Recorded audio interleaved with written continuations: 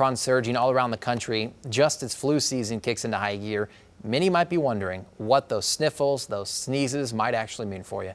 So we got 2 News Oklahoma reporter Brady Halblein joining us live to break down the similarities, but also the differences between COVID and flu. Brady, good morning.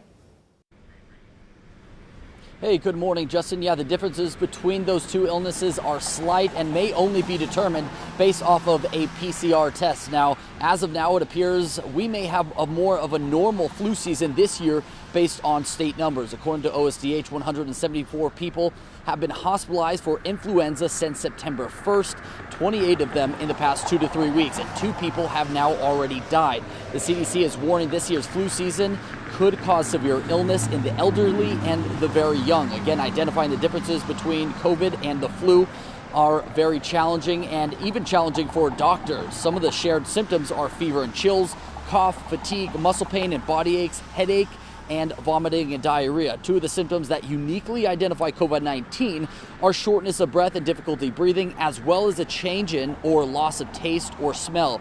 But it's also important to note that these symptoms may vary from person to person, and that is why it is important to get tested.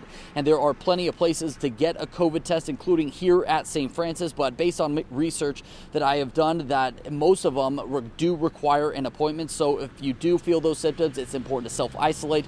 We'll have a link to all of those locations on our website, kjrh.com. Now, all of this comes as there is a severe pollen alert, and a lot of those pollen symptoms do also overlap with COVID symptoms. We'll take a look at that coming up in our next half hour of news. For now, live in Tulsa, Brady Halblein, 2 News Oklahoma.